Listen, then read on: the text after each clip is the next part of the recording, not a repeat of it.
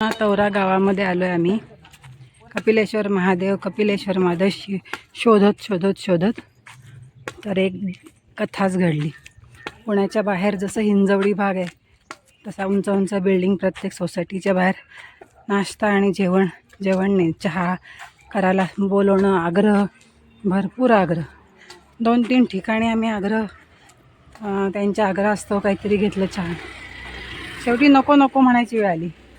एका सोसायटीतल्या लोकांनी तर अक्षरशः तुमची पायधूळ तरी झाडून जा असं म्हटले. मग आता त्याला नाही कसं म्हणायचं म्हणून आम्ही आतमध्ये गेलो. आमचा योग होता जबरदस्त, त्यामुळे असं त्यांचं म्हणणं आम्ही ऐकलं आणि तिथे गेलो. मग तिथून आम्हाला त्याच्या आधीच एका सोसायटीत फोन लावून दिला आणि कपिलेश्वर तीर्थ काही नाही आहे, लुप्त झाले सांगितलं होतं. पण ह्या सोसायटीत पायधूळ झाडायला गेलो तर आम्हाला ह्या स्थानाची माहिती मिळाली. त्यांनी बरोबर सांगितलं आहे, नाल्याच्या कडेने जा, सोसायटीतल्या रस्त्याने जा, सगळं सांगितलं आणि आम्हाला हे तीर्थ मिळालं, कपिलेश्वर. अशा एक कथा घडतात. निमित्त मात्र असतं काहीतरी, कोणतरी त्याचा आपण मान ठेवला की मग आपोआपच आपल्याला त्याचा लाभ होतो. हे बडिया देव म्हणून पूजा करतात त्याची. ही प्राचीन मूर्ती आहे आणि ही आता नवीन बसवलेली आहे. कपिलेश्वर तीर्थाला चिंतनात महादेव पण म्हणतात. इथे खूप शिवपिंडी आहेत, त्याची काहीतरी कथा असणार आहे, ते आपण विचारूया.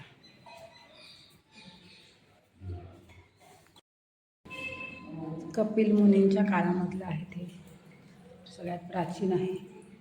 स्वयंभू शिवलिंग. एकूण 7 आहेत. सप्तर्षींसाठी पण असतील. कथा आता सांगता येत नाही कोणाला, पण बरीच आहे. 1 2 3 4 5 6 7. हे 6 7.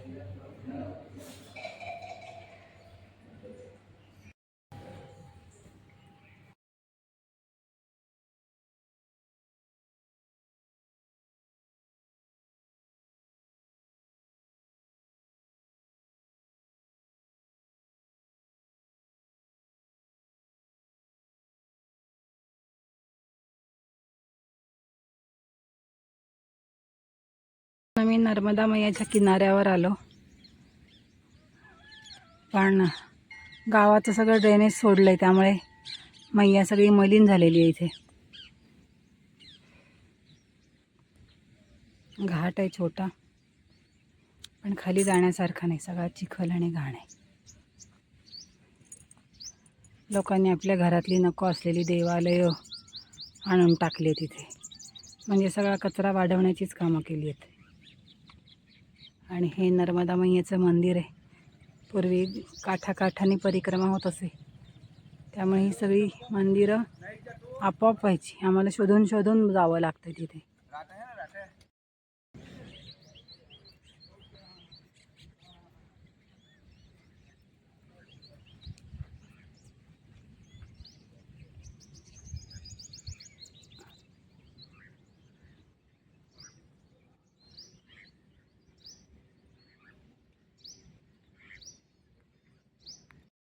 विनया माता आणि नर्मदा माता हे आमच्या मूर्ती आहेत.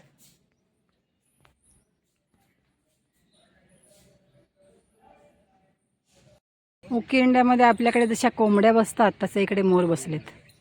एक तिथे वर. हां, त्यांना काय कळलं का मी बोललेलं? लगेच उठलेत ते. पण सगळीकडेच इकडे मोर दिसतात. गावामधलं कोटेश्वर महादेव मंदिर आलं.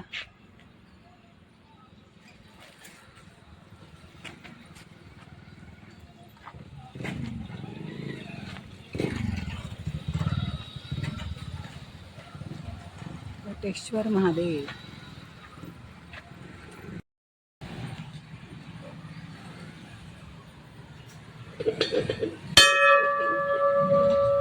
कोटेश्वर महादेव तीर्थ.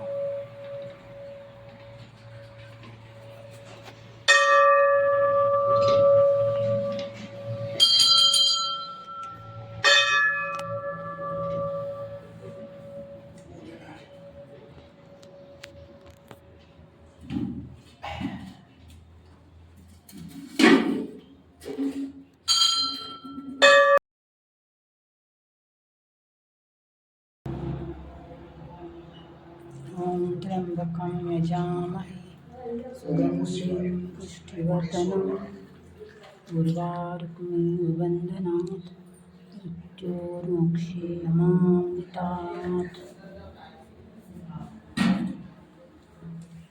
स्वयंभू शिवलिंग आहे.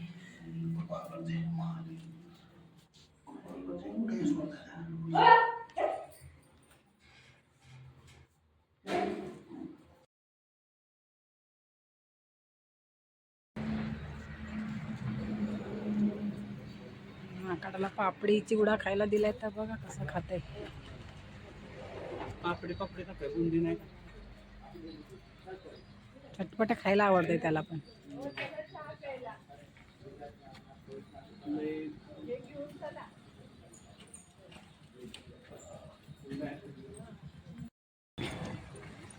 शुक्लतीर्थ आलंय.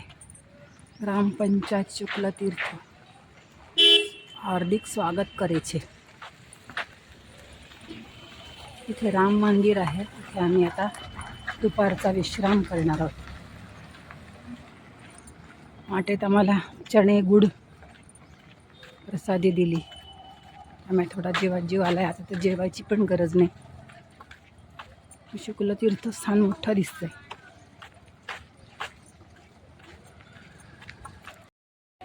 शुक्लेश्वर महादेव मंदिर आलं.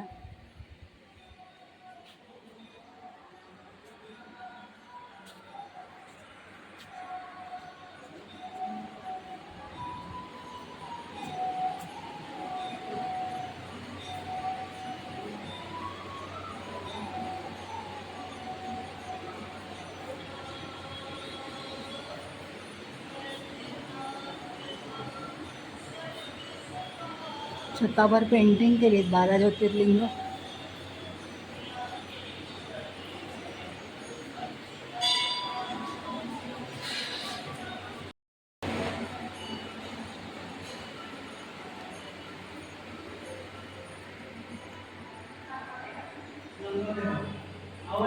महादेवाचं मंदिर आहे. शुक्लेश्वर सोमेश्वर.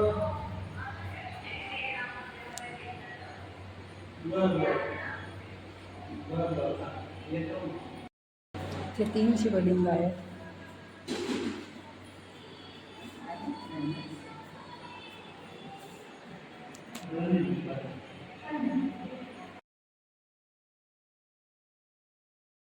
मोठं प्राचीन शिवलिंग आहे.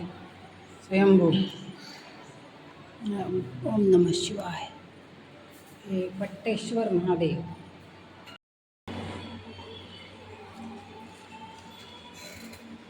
सोमेश्वर महादेव.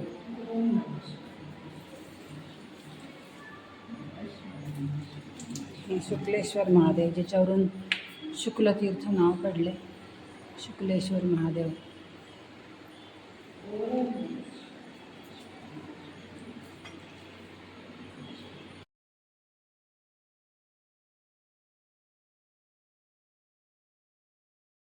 तो आम्ही परत मैयाच्या किनाऱ्यावर आलो.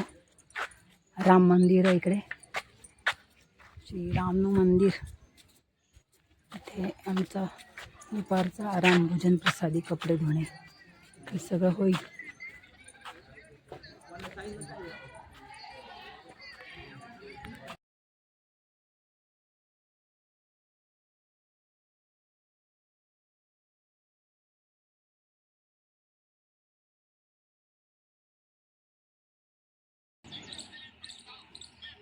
बऱ्याच सुधारणा झाल्यात मंगलेश्वर गावामध्ये. हॅलो मंगलेश्वर.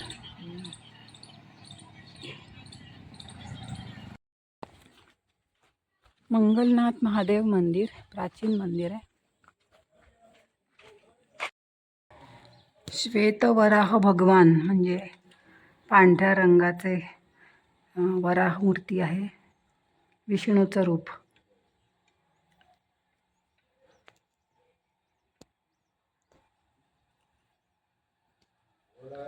इकडे नर्मदा मैया आणि तिकडे विठ्ठल रुक्माई.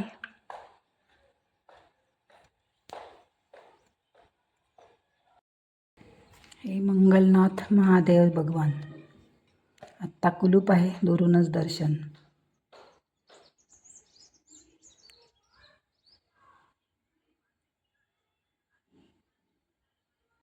याचं पण दर्शन झालं इकडे.